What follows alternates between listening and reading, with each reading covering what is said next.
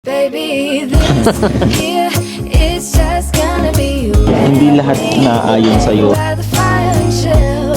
Isn't this how it's supposed to be? Making our Christmas memories. Ang tuloy-tuloy lang sa buhay. Mga na-experience tayong ganun. So, next year, is gagalingan pa natin and magiging wise na din tayo. Ay? Ba yan? Okay ka. Dear Santa, tell him I'm still holding on. No need for diamonds or trip somewhere in the warm. Oh, oh, oh, I know that mistakes don't melt like the snow. But if there's magic, let the north winds tell him so. 'Cause I can. Hi mga seswang! Welcome back to my YouTube channel! So ayun mga seswang, good evening. So yung gabi na naman tayo lumabas ng hotel. And dahil sinabi ko naman sa inyo na magpapahinga lang naman kami dito at magpo-food trip. So another food trip na naman to mga seswang na inyong mapapanood. So anyway, dito pala kami sa Azabuday Hills Christmas Market. And ayun, nasa likod pala namin ang Tokyo Tower. Ayun mga seswang, wala na talaga kaming ginawa dito kundi magpahinga, kumain. So talagang i-enjoy lang talaga namin ang trip namin dito sa Japan. So kaya naman, tara na! Santa, bring a baby back. I don't wanna lose him yet. I wanna love the mistletoe. So ayan mga ses, nandito na kami sa Azabuday Hill Market. So kaso lang mga seswang, sarado na pala. So ayan, kamalas-malasan namin mga ses, hindi kami makakapag-try. So anyway, marami pa namang kainan dito sa Japan. Pero ngayon, para hindi sayang ang aming punta, for the meantime, mag-enjoy lang muna kami dito. Sightseeing itong Tokyo Tower. Ayun, nanggaling na rin naman kami dyan nung first Japan namin ni Mo. So, dyan din siya nag-propose. Sabi nyo, kaya. Dyan siya nag-propose. Kaso, noon, sa harap kami. Ngayon, nasa likod kami. Kasi, ito yung Azabuday Hill Christmas Market. Pero tingnan nyo, ginagawa na siya ngayon mga seso. Kanina, naabutan pa namin yung parang mga kubo-kubo na kinukuha ng truck. And ayan no. Tapos na kasi yung Christmas, New Year na. Hindi natin alam. Parang napanood lang kasi ni Moon sa TikTok. Pero hindi niya nakita siguro kung hanggang kailan. Pero okay lang yan. Hindi tayo uuwing luwaan dahil sobrang daming pagkain dito sa Japan. At mag-e-explore tayo. Okay? Okay, gutom na ang ating mga alaga.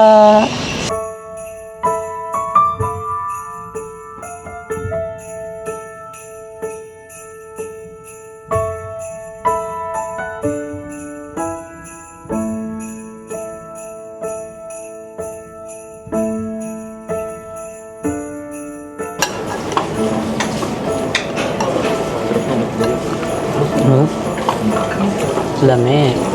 Pati nga yung yung pork nila eh. Malasan pero hindi siya yung malasan na maalat.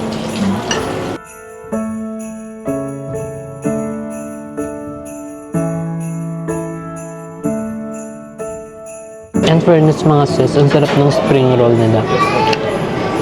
Para siyang may pagka-Shanghai na. Yung wrapper kasi niya makrunchy, no? Pero hindi siya sunugan. Oo, hindi siya sunog. May microwave na. Ay. Air fryer. Oo, kasi hindi naman siya galing doon. Hindi siya galing sa baba.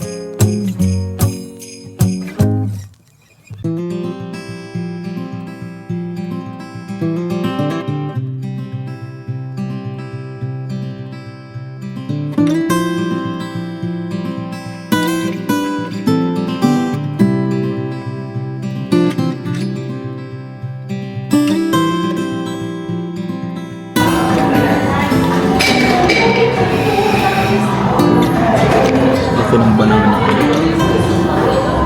So ayan mga seswa, ngayon is nag-stop over na muna kami dito sa Verbe Coffee Roasters. So ayun mga seswa, kasi sobrang lamig sa labas. Sobrang lamig, tapos malamig din yung Order. order. So ay nag-order kami ng matcha latte. So ayun, share lang namin sa inyo mga seswang. Ayan, dito sa pag-stay namin sa Japan, walang araw na hindi kami nag-visit ng coffee shop. So talagang nag-visit kami para kahit paano makakuha tayo ng idea sa coffee mo. Kaya nung nakaraan is nag-ano din kami ng mga yakiniku dito. Gawa nga nung meron tayong JK Samgyeopsal sa Pilipinas, di ba? Para kahit paano may mga idea nga maano tayo, mailagay doon sa ating restaurant, diba? So, maganda rin yung mga ganito na experience mo. Tapos, syempre, hindi lang basta na-experience, nakakakuha ka pa ng mga some ideas na pwedeng i-add sa ating business.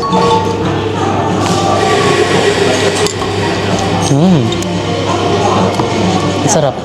Parang almond yung ginamit niya. Soy. Ay ano? Oatmeal. Oat milk ba? Ay, ang tigas.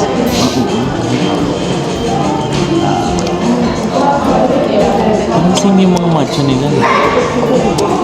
Kasi ito parang medyo less sweet. Pineles ko. Yun ang tikman natin yung nakaraan. Medyo may ano.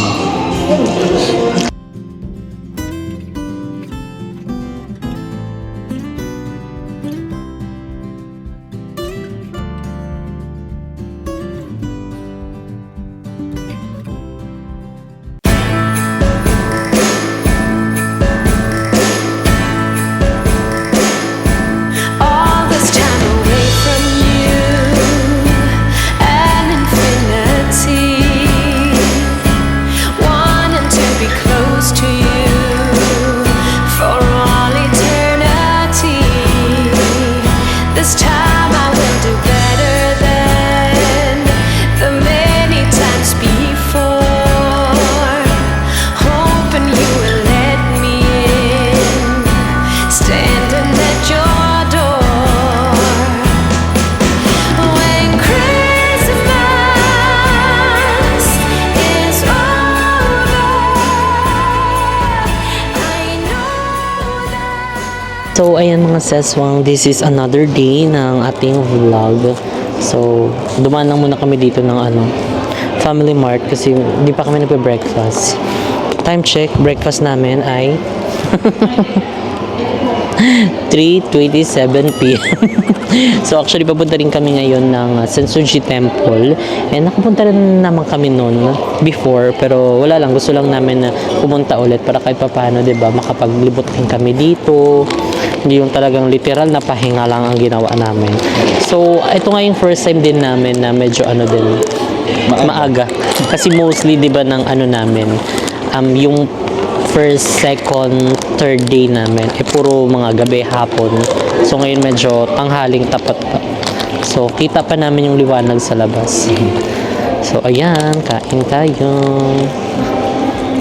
Ito yung chicken. Grilled. Egg sandwich. Egg sandwich. So kasi kami ni mo kung ano yung kakainin namin para kahit papano hindi naman magalit yung tiyan namin. True. Kasi lalo hapon na Tsaka yun nung oras yung biyahe.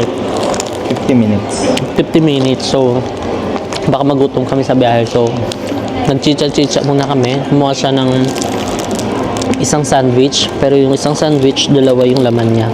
So, hati na kami. Tapos, bumili din kami ng sausage and itong chicken. Tapos ang drinks namin, tubig na lang kasi baka mauhaw kami kapag matamis pa yung binili namin. Masarap.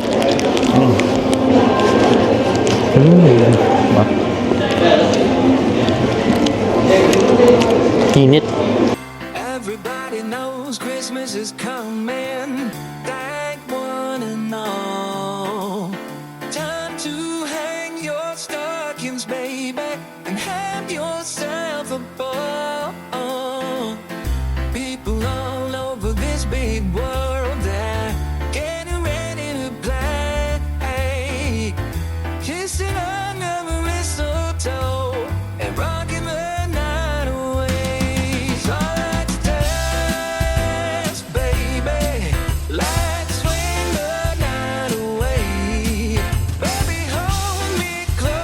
So ayun mga seswang, finally andito na kami. And first stop namin is bumili ng matcha, which is ayan na, tapos na po. Kinuha ko na yung camera para mapakita namin yung aming binili. So ito yung binili ni Mo. So ayan, ito yung binili ni Mo for personal use. Kasi gusto niya talaga yung matcha dito sa Japan. As in, pinagmayabang niya pa dito sa mga staff dito na merong coffee shop sa Pilipinas. Yeah. Siyempre guys, actually everyday talaga kami naghahanap ng coffee shop. Kung hindi coffee shop is bilihan ng mga matcha powder. Kasi sarap na sarap ako, ewan ko, sarap na sarap ako sa matcha powder nila, no? Or sa matcha latte nila dito. Even yung mga Starbucks actually, lagi naming pinupuntahan. So, nakakita kami ng matcha store na nagbibenta ng matcha powder. So, itry natin to mamaya sa may hotel. Tignan natin, maghahanap tayo ng sweetener kasi sabi niya kailangan ng sweetener to and the best to para sa mga latte. So, let's go!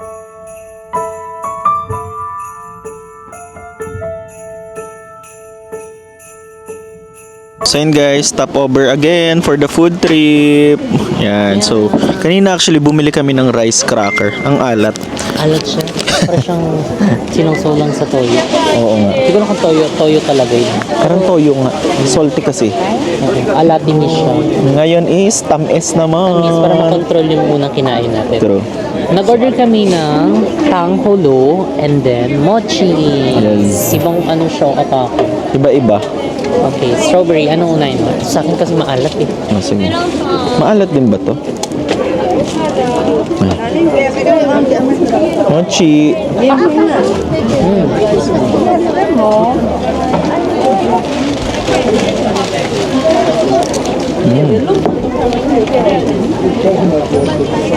Ang cute to. Sarap. Sarap. Tamis. Sugar yan. May TikTok doon. Cheers. Cheers. Saan ba? G. Ganyan yung pagkain yan. Dudurogin mo. Bali ako ng kain. Hindi naman matamis yung strawberry, so tama lang. So yung mochi naman, Sarap. may palaman. Ang sakit sa gums. Yung asukal. Ano masarap? Sa'yo na to. Ayoko niya. So yung Ito sa'yo. Oh. Akin yan, ito sa'yo. matopper tayo. Ano? Batong bato ba topic? Hindi. Paano nga? Ang matalo, ito. Ay, ito. Oh, sige. Sa bagsak lang. Ay? Ba yan? Strawberry ka.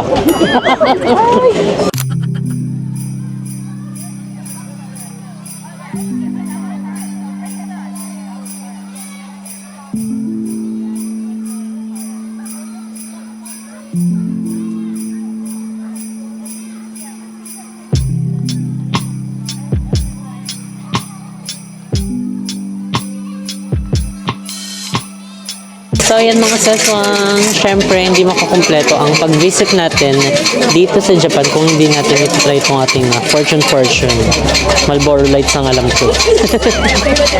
So kailangan muna natin maghulog ng 100 yen. Ayan, 100 yen. Ayan na. And then make sure your number and put the stick back. Ano daw? Yeah. Kailangan i-shake mo na. Ayun. There you go. Ayan. Merong stick. Yan sa stick. Number 68. 68. 68. 68. Hanapin natin ang 68. 68. 79. 69. 68. Okay. Then, bubuksan natin itong drawer. At kukuha tayo dito. And then, dito.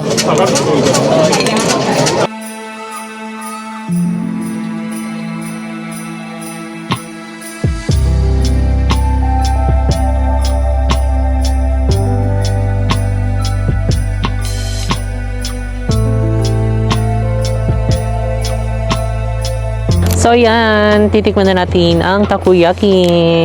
Saktong init niya. Dahil sobrang lamig ngayon. Binutasan ko na yung gitna niya kasi baka hindi ko makain.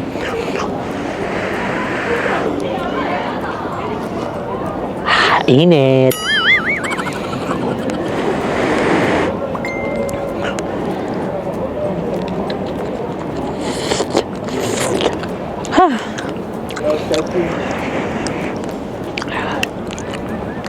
Init, be.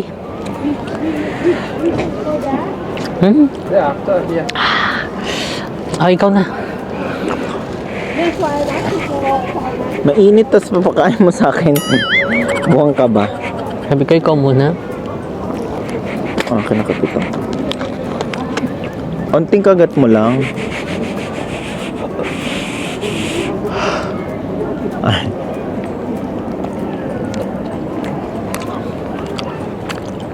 Init pa rin. Masarap.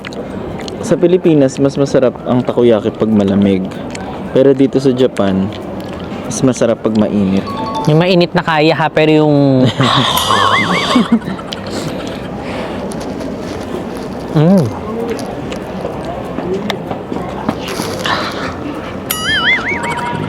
Sinubo ba naman lahat eh? Ano pa ka dito? Hindi ko alam to eh. Parang fried siya guys. Tapos may palaman siya sa loob. Yeah. Tikman na Order natin. mo ay Chicken cheese. Sa'yo. chocolate. Tignan nyo oh. Kulay talaga. Kung ano yung kulay ng ano, order mo yun. Game? Cheers. Chewy. Chewy bunny. Chocolate. Pero siopaw na... Parang tinapay. Parang donut na may siopaw. Oo. Parang gano'n. For 300 yen each. Tapos mainit yung feeling niya. Ha? Anong feeling niya? Kasi naman nanlamig. Nanlamig sa Japan.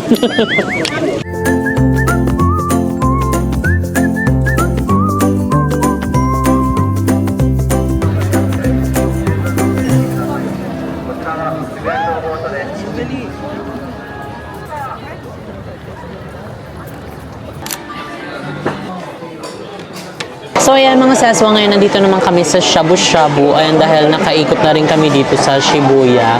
So ang mga nakita namin pagkain kasi mga ramen, tapos yakiniku. So medyo nagsasawa kami. So buti na lang sa paglalakad namin ay nakakita kami ng Shabu Shabu. So ayan, unlimited mga seswang. So ganun din, meat din. May gulay, may noodles. Para pinag-isang yakiniku at saka ramen. Charot. Hindi, medyo ano naman to, iba naman. Unlimited shop, naka-buffet. Tapos may mga ano doon, maraming mga additional.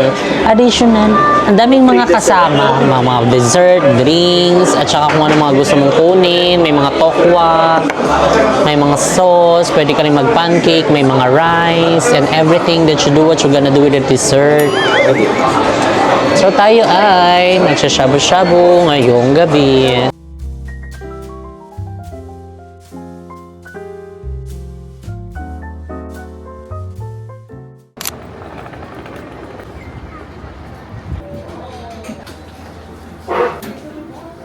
So ayan mga seswang, this is another day ng ating vlog kahapon. So ayun, time check, it's already 2:46 PM na. And medyo maaga-aga tayo this time. And andito nga pala muna kami sa Excelsior Cafe. So malapit lang to sa Shibuya Crossing. And ayun mga seswang, kaya medyo maaga-aga tayo ngayon dahil meron lang kaming gagawin for today. So actually bibili kami ng ticket.